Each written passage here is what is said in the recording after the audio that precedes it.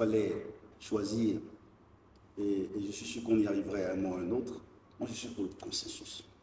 C'est-à-dire que, tu sais, et peut-être que tu es le mauvais exemple en tant que Sénégalais. La plupart de nos politiques internes, et je me surprends à parler de politique parce que Itouma est un institut apolitique, absolument apolitique. Mais bon, comme je suis avec un politicien, peut-être futur président. Moi, je ne suis pas un politicien. Je sais très bien. Je conteste. Absolument. Mais comme on est dans la discussion, moi j'estime que, vu que nos partis politiques ou nos formations politiques et nos élections, en tout cas, la manière dont nous choisissons nos dirigeants, se font largement sur des bases régionalistes, ethniques, etc. Je prétends personnellement que c'est une bonne chose. Pourquoi? Parce que c'est juste ce que nous sommes. Ce qui est important en matière d'ethnicisme, de politique ethnicisée, tout ce qu'on voudrait, c'est que ça ne débouche pas sur des antagonismes qui poussent à la violence. On peut composer. Et d'ailleurs, et ça c'est quelque chose qui te fera plaisir, avant donc les grandes rencontres avec l'outre-mer, on composait. Quand on parle des cousinages à plaisanterie, des mariages arrangés, etc., c'était pour pouvoir composer en ethnie et pouvoir trouver un vivre ensemble. Je suis persuadé que si on arrive à trouver des formes de choix, de sélection de nos dirigeants par consensus, ce qui, par exemple, je donne juste un exemple, on pourrait avoir des constitutions où il est écrit, c'est-à-dire prévu dans l'état de droit, que celui qui gagne les élections ne gagne pas tout. Même celui qui a perdu, parce que souvent celui qui a perdu, c'est toute une région qui a perdu. C'est un ensemble d'ethnies qui ont perdu et qui sentent que voilà, ils sont au banc de la société ou au banc des choses pendant un certain temps et qui ne rêvent que de voir chuter ceux qui sont là parce que c'est une autre région du pays.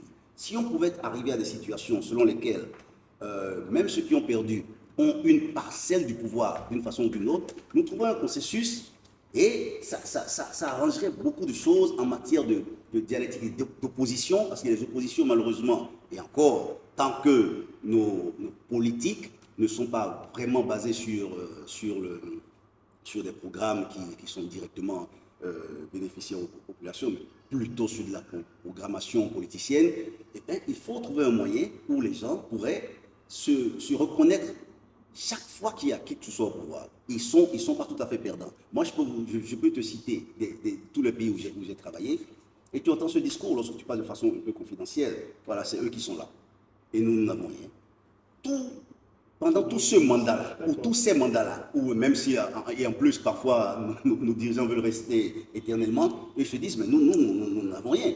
Alors, ils ne sont pas dans la construction étatique, ils ne sont pas dans la construction nationale de l'État-nation, ils veulent faire chuter cet État-nation. Donc, plutôt que la démocratie, j'ai très peur des mots, hein, moi il y a même un professeur béninois qui est aux États-Unis, Kodjo, qui parle de consyncratie, un mélange de démocratie et de consensus. Je ne sais pas ce que tu en penses. Alors, pour moi, ça, c'est des solutions très provisoires et qui n'empêchent pas et qui ne règlent pas le fond du problème. Encore une fois. C'est-à-dire, vous faites un consensus, le consensus ne tient qu'à la capacité d'adhésion de tout un chacun de consacré dans la Constitution. Oui, mais nos chefs d'État violent la Constitution et le changent. C'est ça le vrai problème. C'est-à-dire, en fait, ça me rappelle la solution qu'on a voulu pour avoir des alternances. Moi, d'ailleurs, j'étais très réservé. C'est-à-dire, qu'est-ce qu'on a fait? On voyait que certains restaient au pouvoir, donc à l'issue des conférences nationales, un peu après, on a mis dans les constitutions la limitation des mandats. Qu'est-ce que ça a donné? Moi, je suis pour toujours qu'on évalue. C'est le type de même loi, on l'a consacré dans la Constitution, histoire de faire en sorte que le pouvoir tourne, etc. Mais qu'est-ce qui s'est passé? Tous ces pays-là le chef d'État qui est arrivé s'est débrouillé pour changer la limitation des mandats. Et que une solution ce qui était censé être une solution de rotation du pouvoir est devenue source de conflit. C'est-à-dire, moi, je trouve que les solutions, encore une fois, en fait, quand elles viennent du haut, ne dépendent que de la capacité d'adhésion de tout un chacun. Et c'est ça la fragilité de ce type de solution. On peut dire, on peut faire, tout le monde, les hommes qu'on connaît dans un politique, ils peuvent signer un truc consensuel, etc. Et c'est pourquoi, encore une fois, j'insiste sur la question de la citoyenneté. Parce que c'est le filet, c'est la garantie. Moi, je pars du principe que les hommes politiques sont partout pareils. Quel que soit ce qu'ils signent, ce qui les intéresse, c'est les rapports de force créés sur le terrain. Et ce type de choses ne marche que si dans le rapport de force créé sur le terrain, là, ils sont... C'est un garde-fou. C'est un garde-fou. Et ça me fait passer parce que moi, j'aime bien observer ce qui se passe ailleurs. Contrairement à ce qu'on dit, le problème que tu décris, il n'y a pas que l'Afrique qui l'a eu. Moi, j'ai beaucoup lu sur l'Irlande. J'aime beaucoup lire Sorge à London, ancienne Libye. Mais l'Irlande, c'est ça qu'ils ont fait. Il y a eu une guerre civile des années entre les catholiques et les protestants. Et donc, ils ont créé un État consensuel où les protestants et les chrétiens se partagent le mécanisme de rotation de pouvoir, etc. Pourquoi ça marche? Parce qu'il y a une citoyenneté forte derrière qui impose le respect. Les politiques ont toujours tenté de sortir de l'accord. Au Nigeria, il y a une variante de ça. Oui, Il fonctionne. Oui, mais en fait, oui, mais il faut voir pourquoi il fonctionne. Moi, ma conviction, c'est que ça ne peut pas reposer. Voilà, si ça repose, si nous ne faisons pas ce travail de fond préalable, il ne reposera que sur les politiques. Et donc, ce sera la loterie, quoi. C'est-à-dire, autant ici au Bénin, bon, le président respecte sa limitation de mandat, en Côte d'Ivoire, il ne l'a pas respecté. Et pourtant, c'est les mêmes processus, c'est la même règle, en fait. C'est la même analyse qui a débouché à la même solution. Moi, je ne crois pas que les textes suffisent comme contrainte. Il faut vraiment une contrainte citoyenne. Ça me paraît important parce que c'est la masse critique qui fait la réalité politique. Qui fait la réalité politique. À chaque fois que les masses critiques ont su être conscients, garantir leurs droits face à l'institution qui les menaçait, l'institution rentrait dans l'ordre. Et ça me paraît important. Ensuite, moi je mettrais un bémol aussi. C'est-à-dire, c'est quoi? On cherche une solution très ingénieuse, sans doute. J'ai peur que cette solution consacre, je veux dire, c'est-à-dire qu'avec ce type de solution qu'on se dit, on se passe de ce qui est le plus difficile. La construction de nations, donc construction de l'État-nation, etc. Parce que si nous travaillions vraiment, si on avait vraiment fait le travail de la construction de l'État-nation, nous n'aurions pas ce type de problème. C'est-à-dire, pourquoi le parti politique, par exemple, l'exemple que tu donnes, est communautaire, basé sur un groupe? Parce qu'aujourd'hui, le parti politique, dans nos systèmes, ne joue pas sa fonction qu'il doit jouer dans une démocratie normale, c'est-à-dire de convaincre sur des idées, des propositions et un projet politique. Aujourd'hui, le parti politique en Afrique, c'est un moyen d'accès aux ressources, c'est un moyen de redistribution. Je crée un parti politique, et ça on l'a vu beaucoup en Afrique, parce que ma communauté, ma région, n'est pas très impliquée. Donc, moi je connais beaucoup de partis politiques en Afrique, c'est né comment? C'est-à-dire, on regarde dans la communauté là, qui a le sentiment de frustration, qui est le plus diplômé, qui a été haut fonctionnaire, on lui dit tu crées un parti. Je donne un exemple très concret. Sénou Dalein Diallo n'a pas créé son parti en Guinée. Ce n'était pas son parti. L'UFDG. Oui, non. C'était créé par d'autres. Oui. Mais c'est la communauté, c'était un ancien de l'ONU, mais c'est la communauté qui allait chercher ses coups et qui a, quelque part, mobilisé le représentant le plus important de sa communauté pour être à la tête du parti, parce que la communauté développait un discours de frustration. Et donc, même si Sénou Dalein nous dit et veut bien, moi je veux bien le croire, que son parti n'est pas communautaire et qu'il n'y a rien, il n'y a aucun relent ethnique, mais l'histoire politique, c'est-à-dire les processus de fond qui sous-tendent non visibles, qui sous-tendent le fait qu'il soit là, sont là, même si ce n'est pas consacré, même si lui, il les réfute, il ne peut pas se couper de sa communauté. On n'aura pas le temps. Je n'ai rien contre les partis communautaires. Je n'ai rien contre ça. Je trouve que c'est juste notre réalité et qu'il faut construire autour de ça. Non. Et plutôt que de se battre, Alors, de non, mais tirer une balle dans le pied constamment, non, le problème, c'est pas... Attends, non, mon cher, non, on ne s'est pas compris. Le problème, c'est pas qu'il n'est pas communautaire. Le problème, c'est qu'il soit utilisé comme un moyen d'accès aux ressources. C'est-à-dire, ça veut dire quoi? C'est-à-dire qu'il y a un problème. C'est-à-dire, on s'accapare des ressources, etc. Parce que Moi, ça ne me gêne pas. Parce qu'en Europe, encore une fois, il y a des partis communautaires. Mais quand le parti communautaire arrive, il a un projet démocratique. Écoute, Ousmane, tu sais, quand tu vas au Dakota, quand tu vas en Californie, tu sais comment ils votent. Il n'y a que 5 États aux États-Unis qui swingent. Tous les États ont installé la cartographie. Mais ce n'est pas ethnique, ça, c'est ethnique d'une certaine façon. Parce que dès que tu vas quelque part, tu sais comment on vote dans cet endroit-là. Et tu peux projeter déjà là-bas. Oui, mais attends. En Europe, il y a des partis chrétiens. Le parti chrétien allemand, le parti chrétien.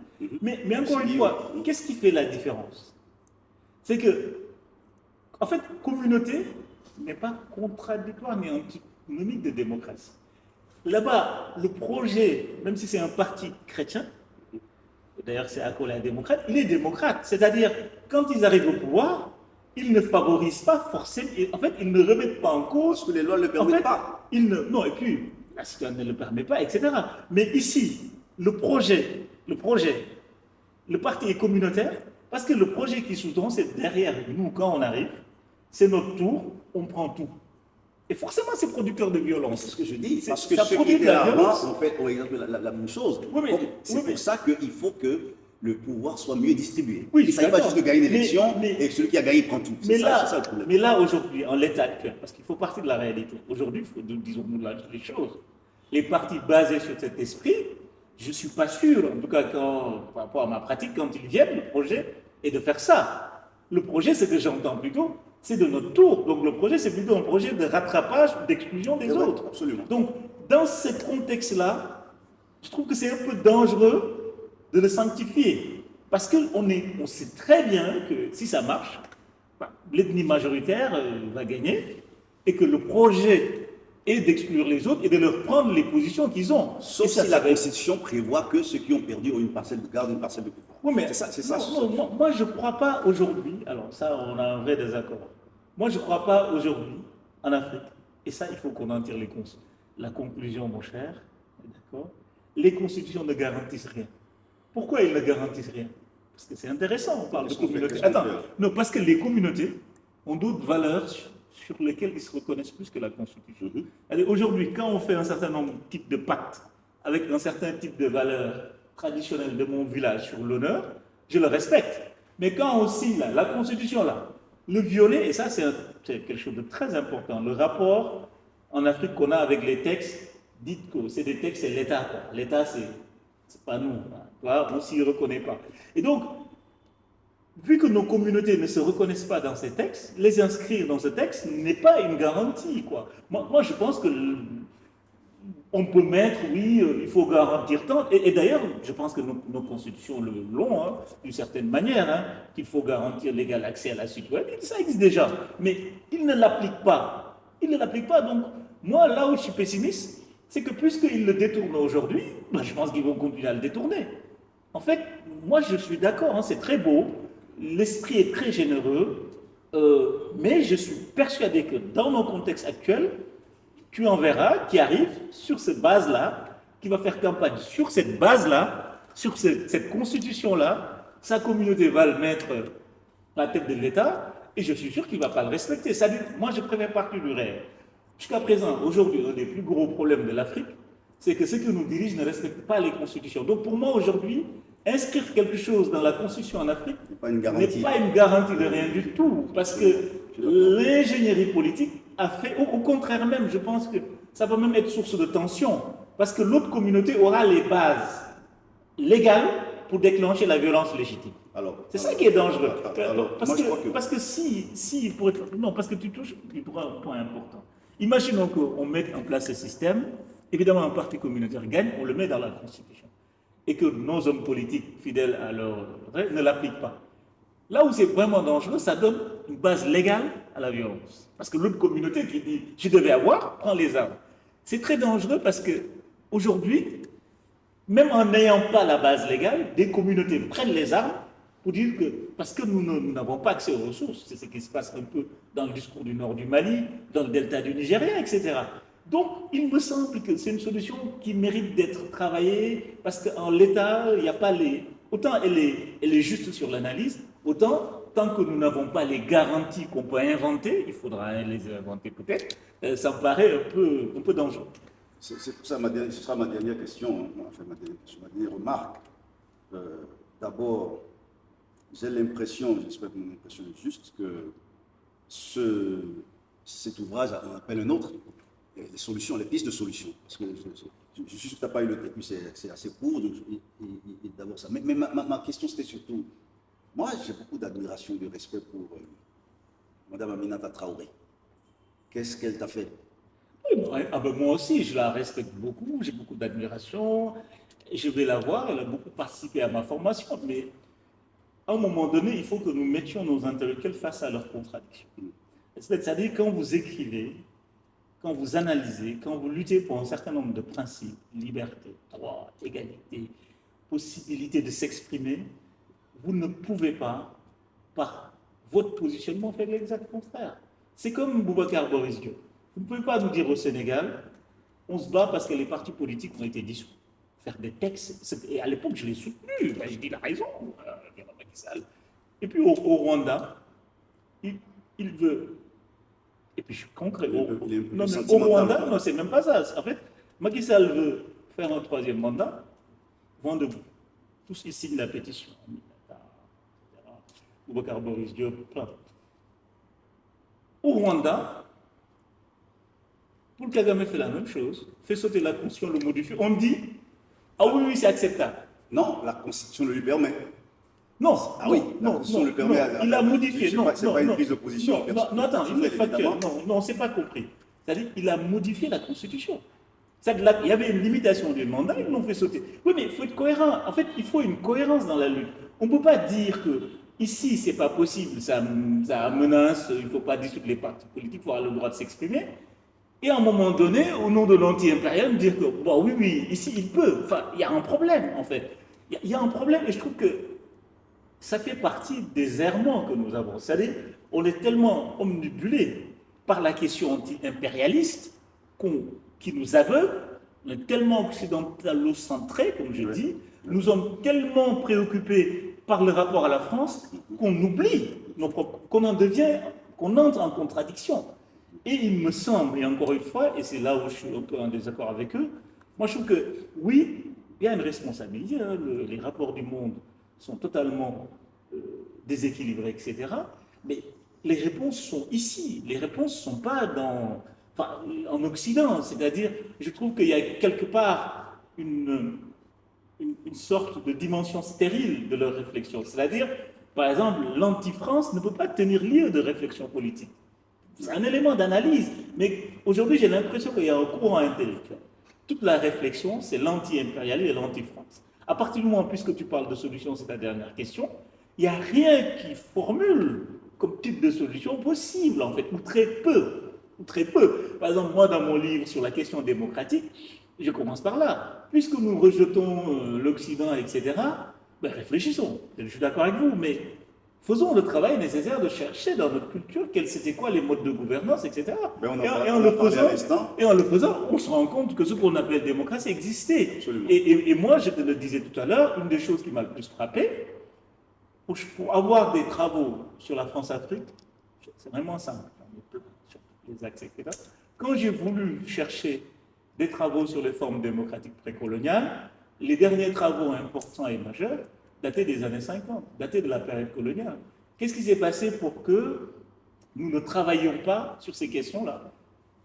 Parce que je pense qu'il y a un surinvestissement de nos intellectuels sur la question de l'impérialisme, etc. Non, aussi parce que nos intellectuels en général pensent que ces concepts-là a été importé et que nous ne l'utilisions pas avant. Donc pourquoi chercher quelque chose qui n'existait pas? Mais pourquoi ils le pensent? C'est parce qu'ils n'ont pas investi la grande période de l'Afrique. Alors je rappelle d'ailleurs, parce qu'on a tendance à l'oublier, la période coloniale elle est importante, mais l'Afrique, la période non coloniale a duré plus longtemps. Donc pourquoi on ne va pas rechercher? En fait, moi je trouve que l'UNESCO a fait du bon boulot dessus. Moi je me suis beaucoup appuyé sur l'histoire générale de l'Afrique et le travail de Kizerbo. C'est pourquoi je salue toujours le travail d'intellectuels comme Joseph Kizerbo au Burkina, et je demande aux jeunes de le relire, de relire le travail d'Hassan Silla, de relire tous ces travaux et de ne pas se limiter à Kény Seba et Nathalie Young.